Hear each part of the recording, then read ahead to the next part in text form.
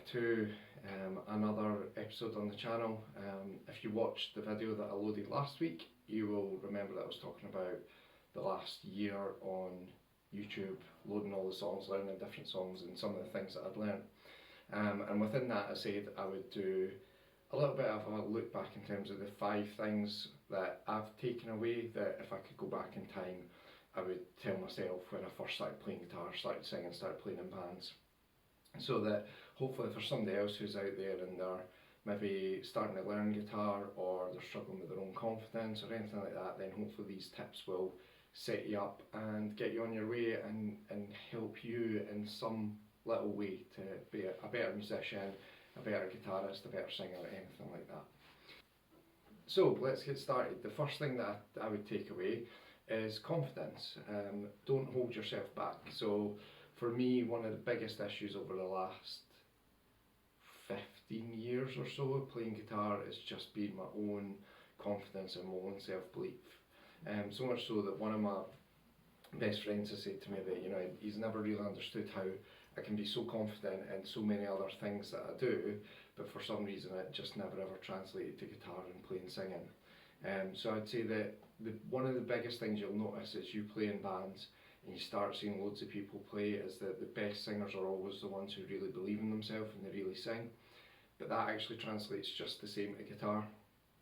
If you think that you're not good enough on guitar, you will hold yourself back when it comes to learning things, you will hold yourself back, and when it comes to playing something, you'll be having a jam and somebody might be playing chords and you'll be thinking you've got a cool little riff that would go over the top of that, and you won't play that for people or with the people that you're having a jam with, and it will hold you back, mostly because it will stop you having so much fun and getting as much enjoyment. So that's the first thing I'd say, is don't hold yourself back and believe in yourself, because if you do, that's half the battle. Okay, number 2, the second thing that I would say I've learned this last year has been that how important it is to learn other people's songs. So when I first started again, I was very, very determined that I would play my own songs. It was when I was playing in punk rock bands, so you know, I'd be writing riffs, it'd be like, and that's great, but those riffs were for a band. I'd play them repetitively, I'd play them over and over, but actually when I started to learn other people's songs, I got an idea of things that you can do and things that you can add to songs when you're writing your own songs. So it could be as simple as, I never thought to try this for the bridge, or I never thought about I could write lyrics like this, because you start to understand how people write their lyrics and how they structure them and what they mean. A great example for me would be in the song Start the Summer that I wrote, and I put out a good few months ago. If you want to check it out, I'll add any videos of my own songs that I mentioned to the comments below. But that song, I wrote it and I finished it and I recorded a demo, and I never ever felt like it was quite right. It never felt completely finished. And at the time when I started this channel, I started reading the Frank Turner book it's called Try This at Home, which is basically all about his journey through songwriting, how he writes his songs, and basically encouraging people to go away and try it at home, as it says. And when I was reading that and I was started learning different songs, it really hit to me that the thing that I can do well is tell a story through a song, and that what was missing was the final piece of the story I was trying to tell for that song. When I was reading that book and the bridge came about, and that's where this part of the song came in, and the lyrics that went with it. So it's the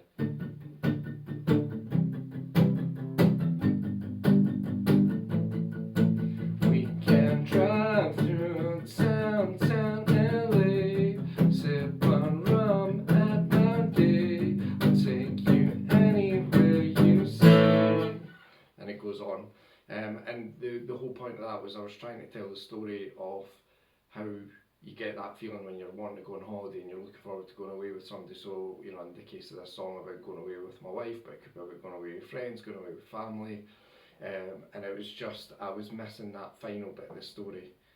So I would say learning other people's songs, it'll inspire a lot of ideas that you'll be able to take into your own songs when you come to write them. So the third thing which I would say to you is experiment. I was very guilty when I was younger, where I would just play the same songs over and over again. Now, I love punk rock, so if I was going to learn any songs, it would always be something like a Green Day song. So I think at one point I could play most of the riffs out of the American Idiot album, which is great, brilliant riffs. Still absolutely love that album and still absolutely love playing punk rock. But if you really want to broaden your skills as a guitarist, but also if you want to improve as a singer, then you have to change songs to suit yourself. So it's not just about always copying a song, it can be about learning how to translate it to your voice or to your style or to make it suit. And one of the first songs which I think I learned that was important was when I learned Dammit earlier on in the year. So the song goes,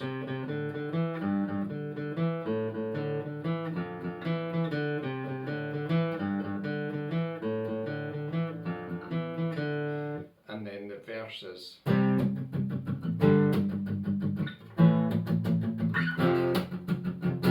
which is, again, like I say, I absolutely love that type of music, but I needed to make it fit more on an acoustic guitar, and that's when I started experimenting with playing it a bit more like this.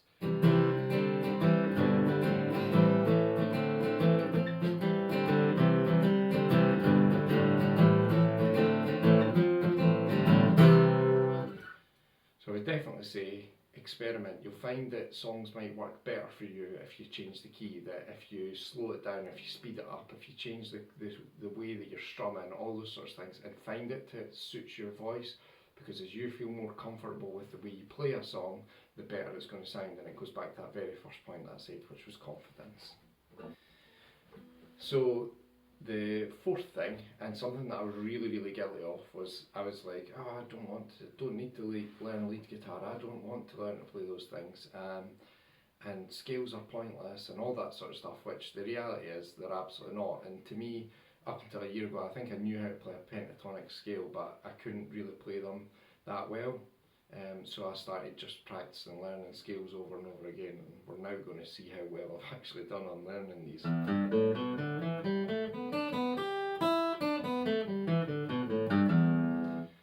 Really simple, but will make such a massive difference to your guitar playing. For me, I started getting really into blues riffs, and I started learning blues riffs off the back of that, and blues scales. So just playing about and playing stuff like,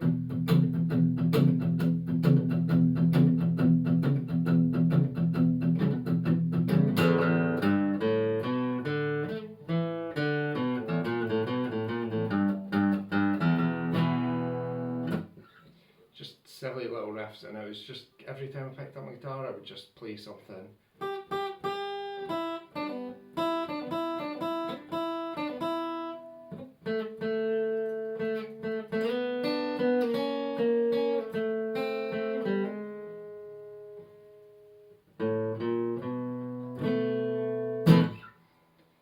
Like I say, silly little riffs, and just playing them over and over again, just practicing those scales, finding one that you're like, right, okay, I can't work my fingers on that, and just play it over and over and build up the speed. So for me, that scale that I practiced a lot was just going through.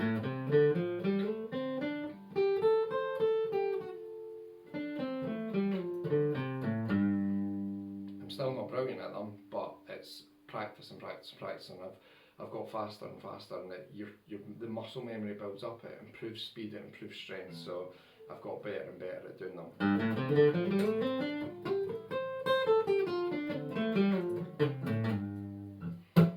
So definitely practice skills, and if you want some YouTube videos or places that you can go, because there's a wide variety out there. People that I've watched were Guitar Jams, Marty Music, and Sean Daniel.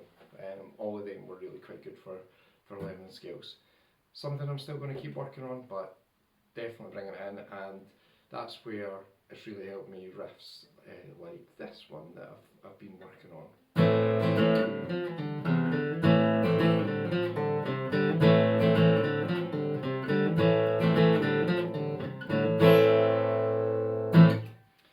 So definitely understand that, and you'll be well on your way to becoming a much better guitar player.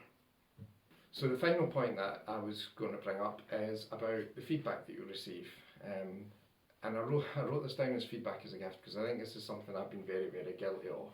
And I've said it in a couple of my videos recently where people would be telling me that actually I had recorded this song and it was really, really good. Or this one sounded good, or this riff was good, or you know, any of that sort of stuff, and I didn't tend to always take it on board. Maybe I've definitely got better at it in the last year, but I think it was something that if I could go back to when I first started playing in bands, I always focused on the negative things that people said, and I never really took on board the positives. So if I think back to Lucky Strikes, the thing that I always took on board was about how, you know, I maybe wasn't the greatest at singing, or I wasn't the greatest at guitar playing, or whatever it would be, and it'd be the comments that would put you down. I would take those on board. Whereas other people would be saying to me things like, oh, All My Life, which is obviously one of the songs that I've recorded on here, was their favourite Lucky Strike song, and it was the one that people loved to hear. And I never really took on board the fact that actually I had wrote a song which was really, really good. I sang on a song that folk really enjoyed hearing me play. And I would say that that's something it's hard to do, but you need to learn how to take on board the feedback, and you need to take that, you know, 90% of the feedback that you hear is probably going to be absolutely brilliant and telling you that you've done well or you've done good, and you need to be able to take that on board. You need to be able to take the constructive feedback. So when somebody's saying, yeah, it doesn't suit your voice to sing that way, or you need to try play this riff in this way, or, you know, take it for what it is. It's actually constructive feedback that's there to really help you. And when you get those odd comments that are really, really nasty, and they're about putting you down and not helping you to grow as a musician or as an artist, you need to just take them as a, oh well, like I say, feedback's a gift, and it's up to you whether or not you choose to take it. So take on board the positive feedback, take on board the constructive, and where people are just being nasty and unhelpful, then you just have to disregard that and learn to do it. And I think that's something that if I had learned to do that very early on, then the confidence piece would have came a long, long time ago, which would have in turn made me a much better guitar player, a much better singer at a younger age. I'm not saying I would have been any further along than I am now, but what I'm saying is I probably would have got there a good bit quicker, and that's important, and it keeps it fun and it keeps it enjoyable for you. So that's it. Thank you so much for watching. You know, everybody who watches these videos, I appreciate every minute that you spend watching them. I appreciate everybody who hits the thumbs up button, who leaves me a comment. So yes, thank you so much for watching. What I will do is, same as last time, I will add the subscribe button here, and I will add some videos that you can watch right there. But until the next time, keep making music, keep having fun, and I'll see you in the next video. Thanks very much. Bye bye.